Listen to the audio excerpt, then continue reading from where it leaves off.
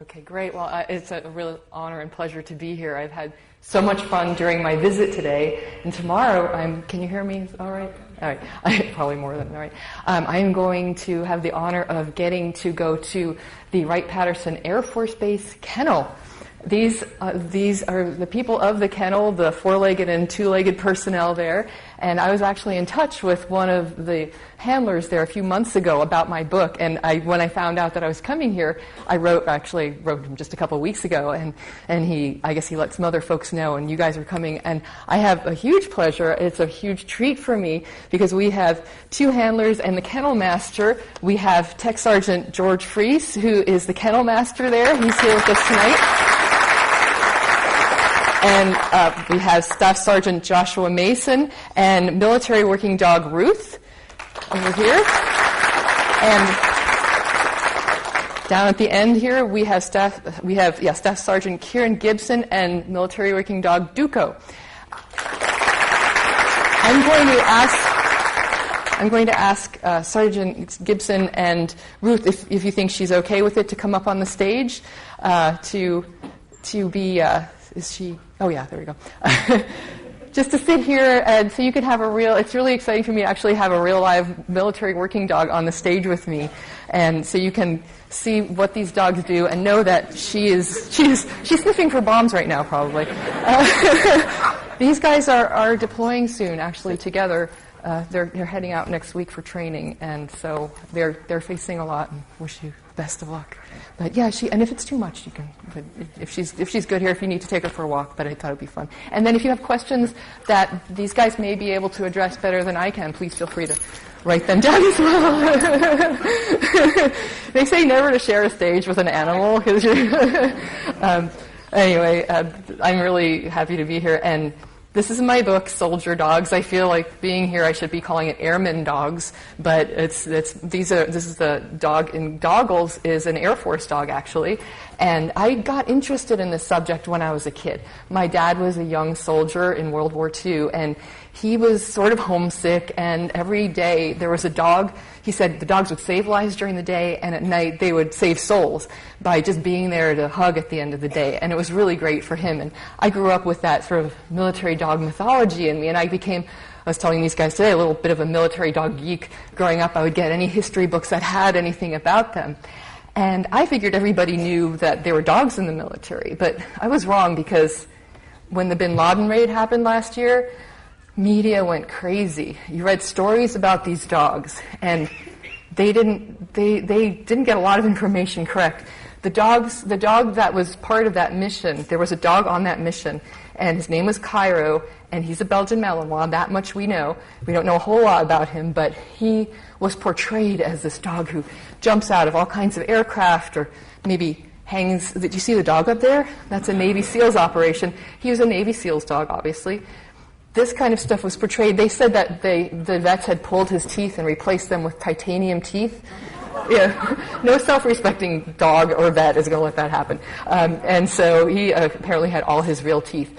These dogs are really important. The ones you've seen in these slides, they are special operations, special forces, Navy SEALs dogs, and they do a lot of these incredible missions. But the dogs with their paws on the ground, they're the ones doing the everyday work that's so important right now in Afghanistan, where bombs, IEDs are the number one killer.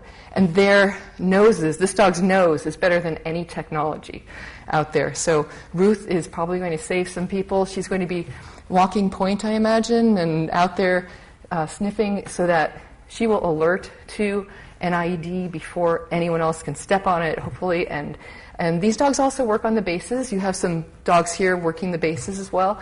Dogs, about 2,700 of them around the world. And they're doing all kinds of life-saving missions all the time. They do wear special equipment.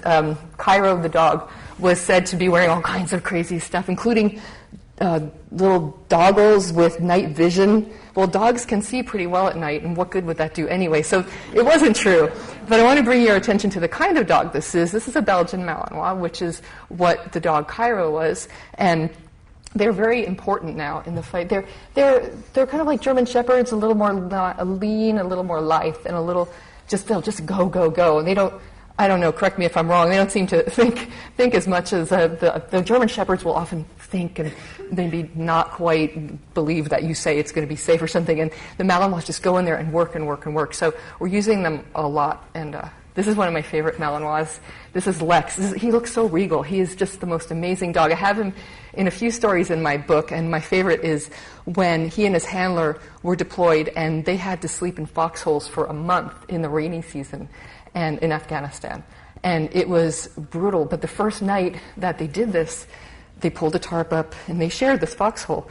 And halfway through the night, the handler, a Marine handler, got up. The dog wasn't there. And it was a really brutal area, and he looked, couldn't find the dog, looked on this side of the tarp. The dog was standing there just like this. He was standing there guarding over him in the pouring rain, in the freezing cold, standing over his man, and he couldn't believe it. He got him back in. 2 hours later, he woke up. Same thing. And it happened for a month, every night. He just said, "When do you sleep, dog?" And he never knew. But in return, he also put his life on the line. One time, enemy opened fire on him without even thinking. Their foxhole was half dug. He just threw the dog down, covered him with his body. You just don't think there's that bond that just is so incredibly deep. Not all military working dogs are really noble warriors like this, though. We have... This is Lars. Little Lars thinks he's a big dog. He's an explosives-only dog. He's not patrol, means he doesn't necessarily go after the bad guy. He could. He has a Napoleon complex. He's obviously a Navy dog. I saw him when I was in Virginia. He was being lowered into, this is him. They often use shepherds and big dogs for inspecting submarines for things like narcotics or explosives, but this is a lot easier, right? And then it's not really that dignified to have to be lifted to what you're sniffing, but he did it. He found there was an exercise, obviously. He found the explosive, but it took him a while, and he had to just be lifted from bunk to bunk. So that's an unusual, as a Jack Russell Terrier, obviously, and he just has a huge attitude. Another unusual dog you may not think of as a military dog, that's a pit bull. These are sometimes used by the Army's TED program. It's the Tactical Explosives Detection Dog. And this guy was actually taken from a shelter. His life was saved by that program. It's an Army program. It's a short-term program. It's not how the typical Department of Defense military working dog program goes. This was a great exception. His name is Howard, by the way. This is Sergeant Stubby, another great pit bull in military history. He was a big military hero in World War I before we even had military dogs officially, before we had a dog program. And he is now in the Smithsonian American History Museum. You can go see him 80-something years after he took his last breath. He has been preserved there, and he did a lot of really heroic things. He saved people from gas attacks. He got a German infiltrator. He was heavily decorated, and he was a huge hero when he came home. In World War II, they did get the program going, and it was huge and wonderful, and people donated their pet dogs. That's how the U.S. got most of the dogs, is donations of their dogs, as probably a lot of you know. And unfortunately, in Vietnam, those dogs came back. They all came back, and the dogs who survived came back and became pets again in Vietnam. It was not the case, where most of the dogs, about 4,000, went over, and maybe 200 came back, and not because they were killed in action, but we just left the dogs behind. And fortunately, we have learned from that can't happen again. These dogs saved lives over there. They said that the dogs were too vicious the way they were trained. Those were sentry dogs, but there were also scout dogs that weren't too vicious. And then they said there were tropical diseases, or they could have had a quarantine. So a lot of the handlers that I talked to from Vietnam said they think about their dog every day, and they just, they have shadow boxes devoted to their dog. They have the leash. They don't know what happened. Some do. But it's really tragic, and I'm glad we learned, because we have a great adoption program now. The dogs now have really good life after they serve. And after Ruth serves, maybe you'll end up with her, maybe someone here, because you can adopt these dogs now, and it's great. And the handlers are usually the ones who fight for the dogs if they've served overseas with them. We'll talk a little more about that. Most of our dogs these days are procured from Europe. We have buy teams. The DoD has buy teams that go over a few times a year, and they get about 60 dogs at a time. And there are all kinds of breeds, but it's mostly places like the Netherlands, Germany, Slovakia, the Czech Republic, and they've been breeding these dogs for a long time. They're from police dog sports like KMPV or Schutzhund, if you've heard of those, and they're really very well bred there. And so we go and get these dogs, and one thing they look for is, which I find fascinating, is they look at the breed and how they act, but they also look at how much a dog wants a ball. I bet Ruth likes the ball? Yeah. Oh no! Sorry, I shouldn't have said the B word. So let's say they're about 2 years old when the military procures them. They're kind of old for that, but they'll give them a ball, and if that dog does not covet that ball with everything, if that dog does not guard that ball and want that ball and live for that ball, they'll pass them by, because that ball is the paycheck. That ball is almost everything to that dog. They train on it. That's their reward. So if they don't want it, they don't get recruited. These are U.S. puppies. We have a great breeding program at Lackland Air Force Base in San Antonio.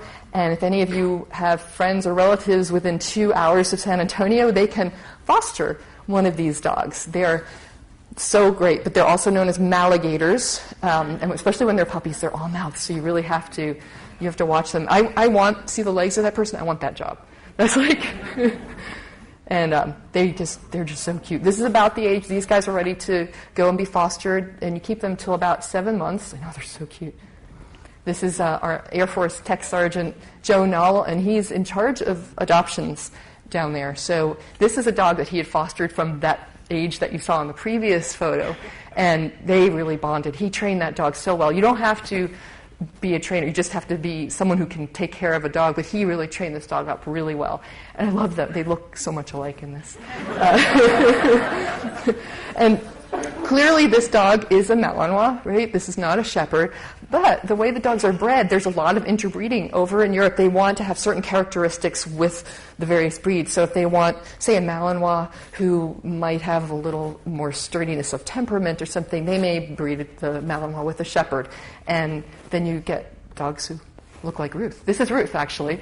And it's at the penthouse of her travel crate. Or so, so she seems to be a real combination. She is apparently listed as a shepherd, right? And she's officially called a shepherd, but she really looks like a combination. And I like that they do get creative like that. And again, she would probably do anything for a K-O-N-G. She doesn't know the word Kong, does she? Okay, good. Be really careful here. These days, training is really great. It's very much carrot, not stick. It's really changed. The Kong is king. That is the Kong. For those of you who don't have dogs who don't know, it's a hard rubber ball. It looks kind of like a snowman. And they can use a ball as well, but Kongs are fun because they don't bounce true. They bounce like rabbit might or something. So that's what it's all about for them. It's their paycheck, and you'll see it everywhere. This in Yuma, Arizona, they have a great pre-deployment training there. It's really intense. But the dogs, that's just what they're working for. Here we are with the Navy. And what's really interesting about the Kong is it's not just what their reward is. It's what they get trained on. So let's say when Ruth was 2 years old, she's at Lackland. All the dogs that the DoD procures for the main military working dog program go through Lackland Air Force Base. And similarly, all the handlers do as well. So she'd be in dog training school, and they would get her playing with the ball, and they would have a little bit of a scent like ammonium nitrate or some kind of explosive scent there. She would just she'd be going after that ball, but she'd take a little sniff of that as she's running around. And just when she does that little change of behavior, the trainer will throw the Kong right on the scent.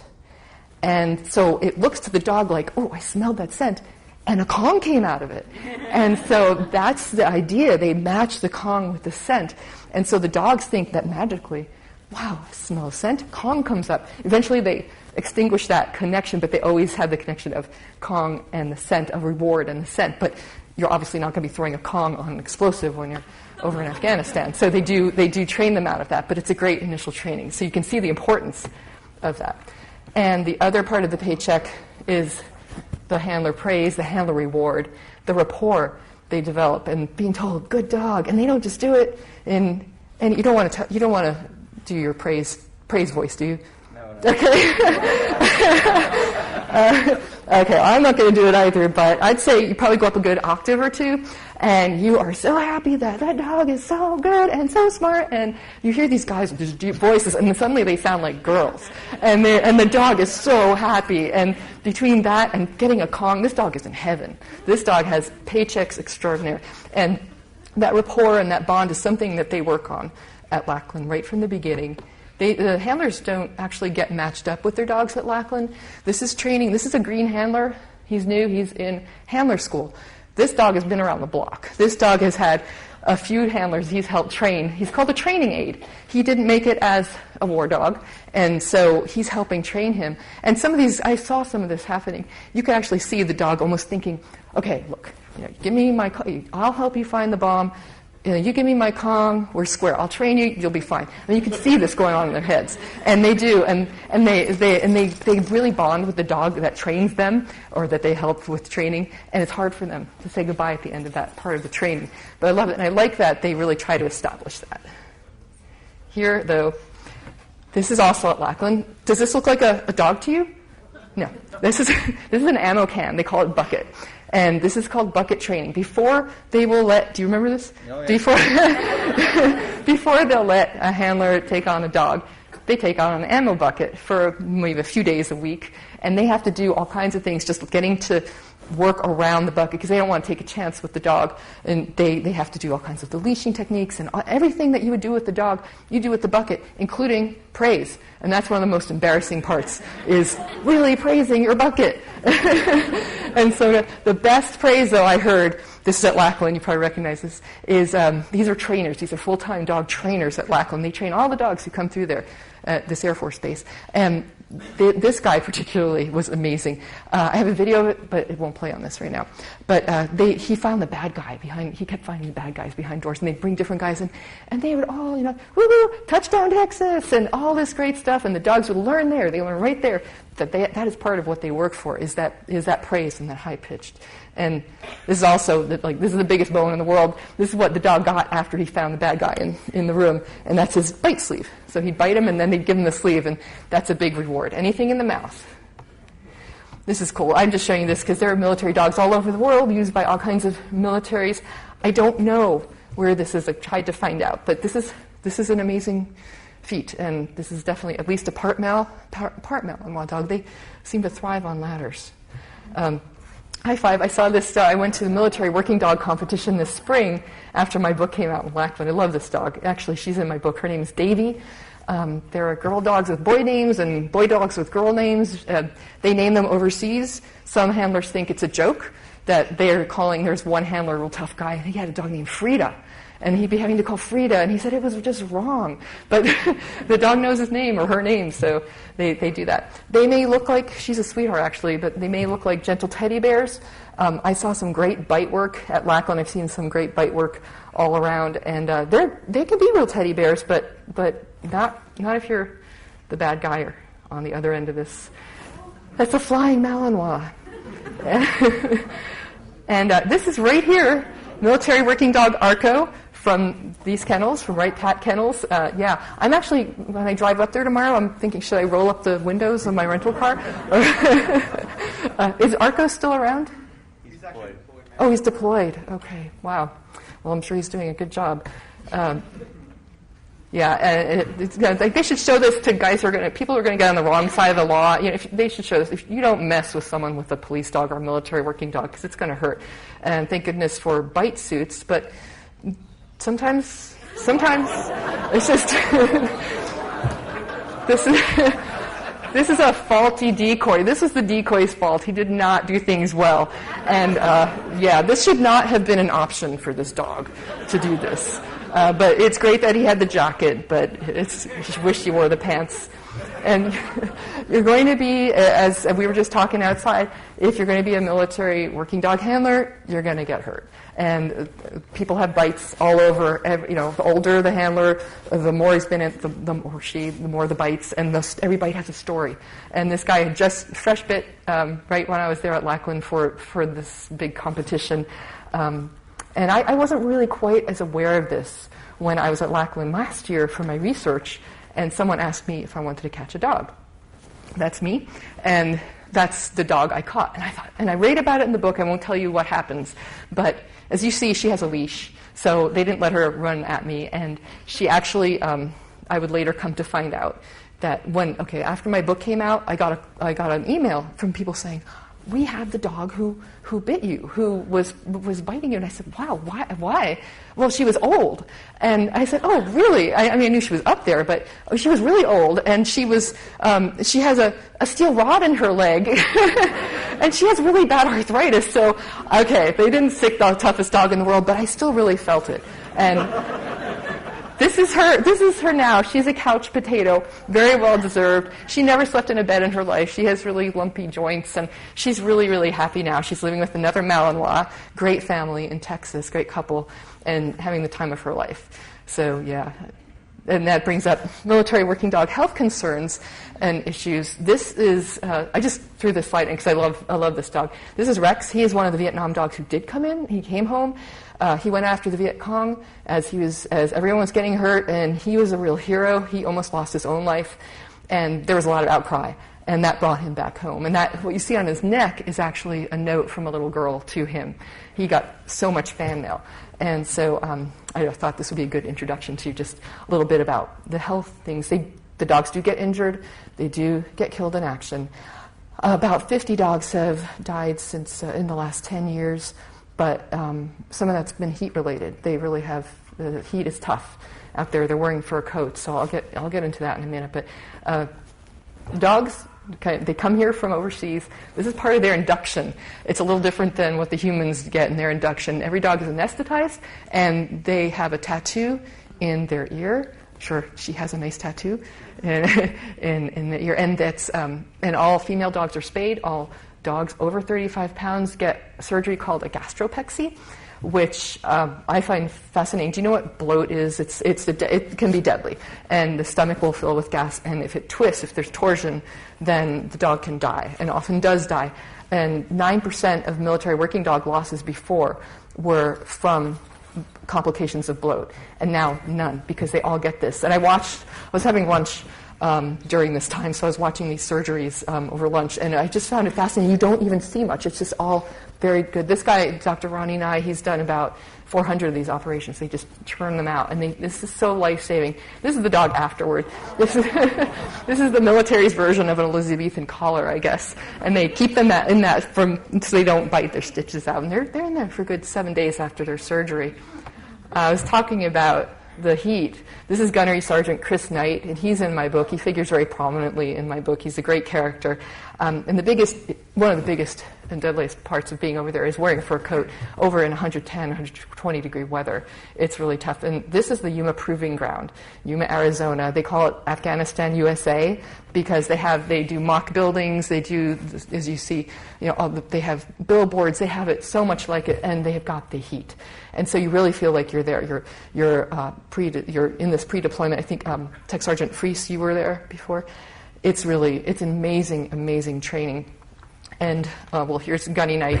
He's doing his own heat distress treatment here, but the handlers really learn how their dogs handle the heat and what to watch out for, and they get a lot of first aid. This was really interesting. I was at Yuma, and it was 110 degrees, and I was watching this. He's an Air Force handler, actually, and his dog Tina do their thing, and suddenly one of the instructors said, "Your dog's been shot. Your dog's down." And it happened so fast, and he just immediately scooped up his dog, put him on his shoulder, watching out for the enemy as he's trying to find shelter. It was so realistic. I talked to him later, and he said it was just like he was in Afghanistan. He said that he knew he wasn't going to be killed, but the blood was flowing, and the adrenaline was going, and he felt like Tina was in danger. So when I caught up with them, they were in they have to go to this little shelter area, and I was a little alarmed when I first walked in, because the dog was over there and her leg is over there. And I thought, oh my God, what happened?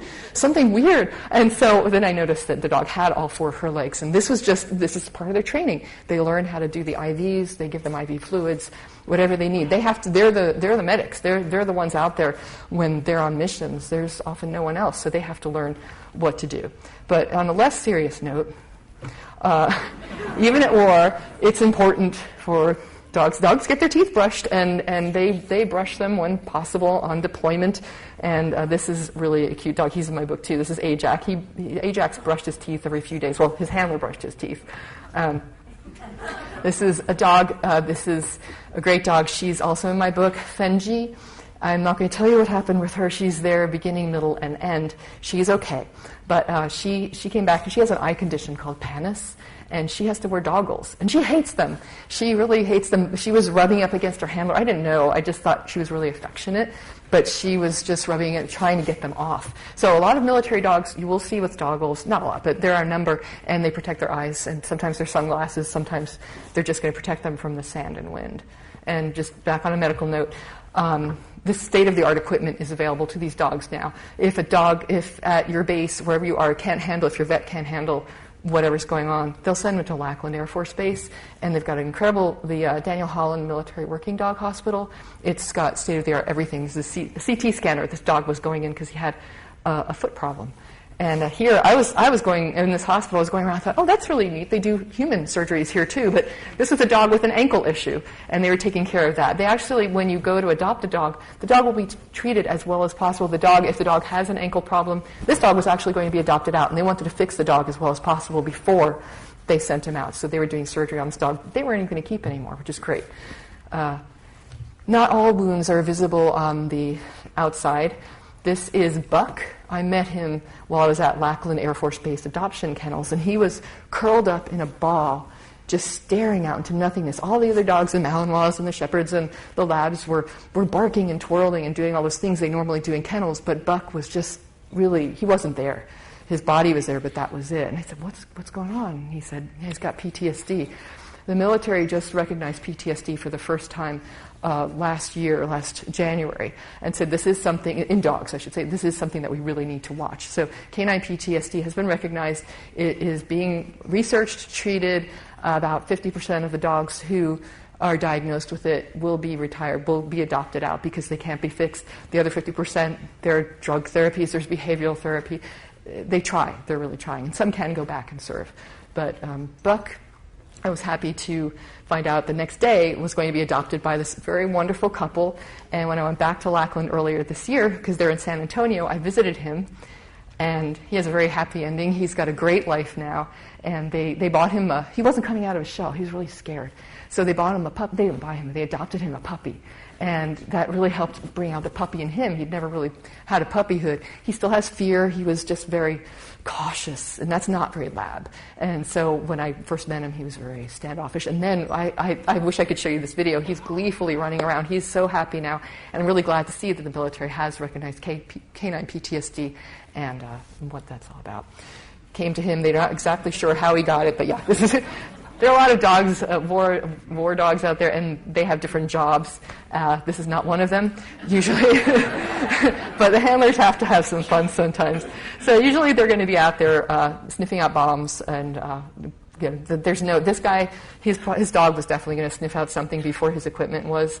This is a Marine handler, and besides that, the dog is a lot more comforting at the end of the day than a minesweeper is. The dogs are together with their handlers on deployment almost 24/7, sometimes 24/7, and they stay by your side in firefights. There's a dog that I write about, Patrick, who is so calm during firefights that he would just lie there eating grass while there's this craziness going on. And sadly, Patrick, he saved lives, but he didn't make it home because of his final life-saving mission, but I won't talk about that now.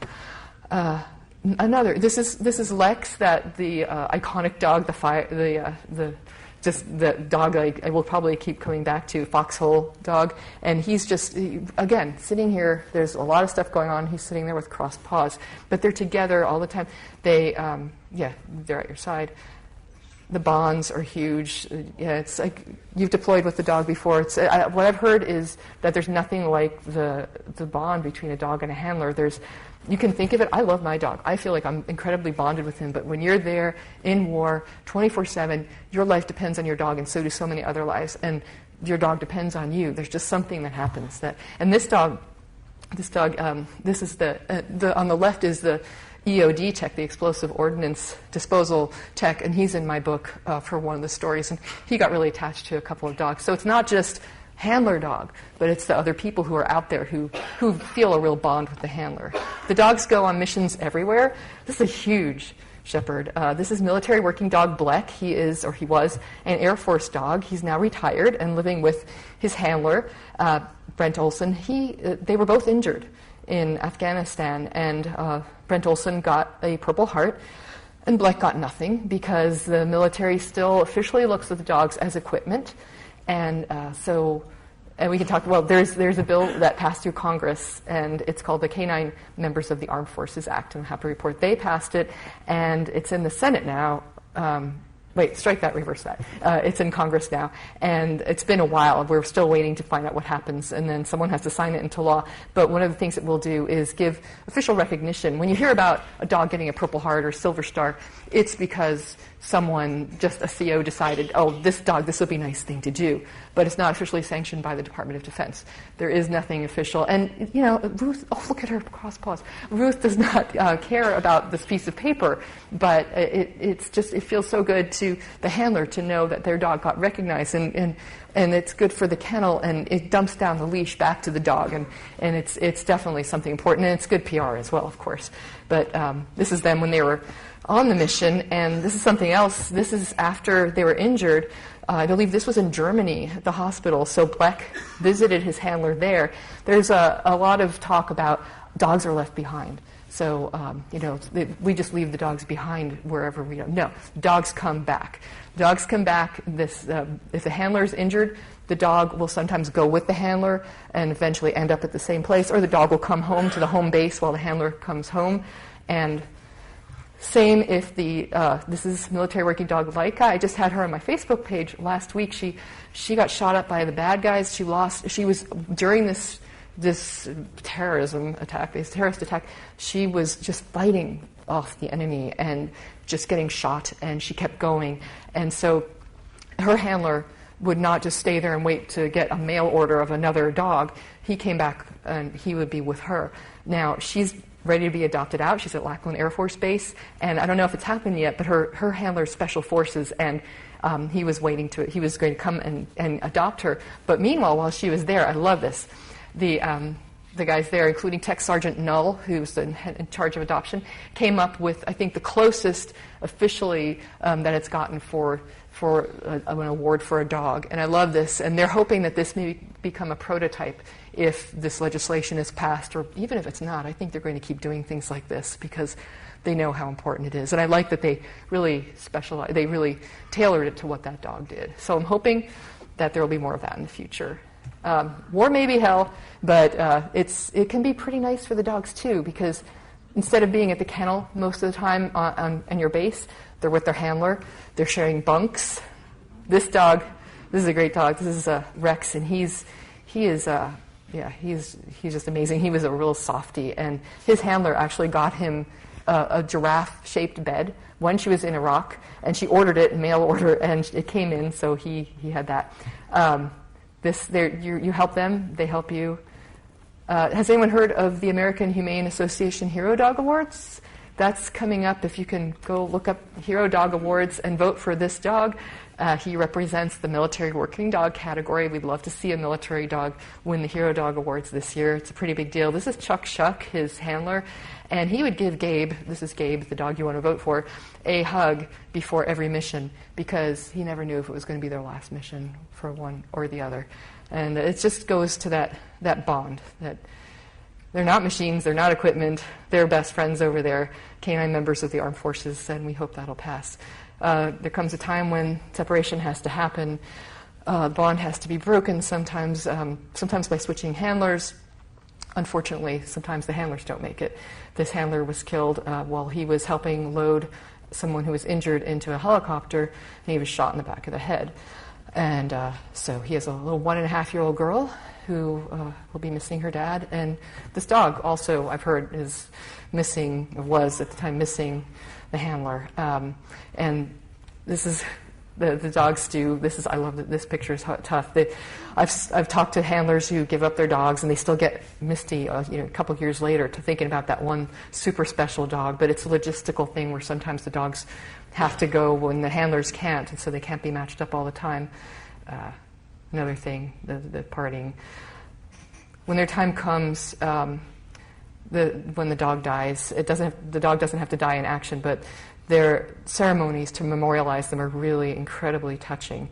The military working dog ashes here were buried under an oak tree with the other military working dogs. They were playing taps. There was a gun salute, and inside, afterward, Amazing Grace was played on a bagpipe, and the handler rang the bell 3 times, and there was a slideshow. It was extremely heartbreaking. I watched the video, and I think you had a similar ceremony here earlier. Who was the dog who? Nissen, right. And there's a video. I'll try to get that on my website of Nissen's memorial. It's really heartbreaking. They leave the kennel door open to signify the dog won't need the kennel anymore. They put up the leash and the halter harness. They can overturn or put up the water bowls. The dog won't be needing them anymore. They deserve every honor that they can get. They're really incredible dogs. The teams, the military working dog teams, the human part and the dog part. There are some really good groups out there. There's a national memorial we're hoping comes through. There's one that's going to be at Lackland Air Force Base. It would be nice to have one closer to Washington, D.C., where it's open to the public. They've been working on that for a long time, but it's hard to get a monument in Washington, D.C. But there are a lot of smaller memorials. This one is in Riverside, California. There's some good support groups out there. This is my dog, Jake. And earlier this year, we got together a little care package. This is stuff that they recommended from it was U.S. War Dogs Association, and we sent over our own care package. And among that was the Soldier Dogs, my book. And I was happy to hear that the handler got a hold of the book before his dog did, because this is really a strange thing going on with my book, where dogs seem really attracted to it. And this is a library book, not good. And I like to think that the dogs are saying that Soldier Dogs is a very meaty book that you can sink your teeth into. But I don't know what's going out there. And it's not the only book out there. Mike Lemish, if you're interested in military working dog history, he's done some great books on these dogs. And Nicole Arbello has a lovely book called Canine Heroes. And she has a great website. If you go to Facebook, actually, page. If you go to Facebook and look up Canine Heroes, she's got some really great pictures all the time. And if you would like to like my page, Facebook page, Soldier Dogs, I'm updating it as well all the time. So I'm really honored to be able to tell about these dogs and handlers and help spread the word about the 2-legged and 4-legged heroes. And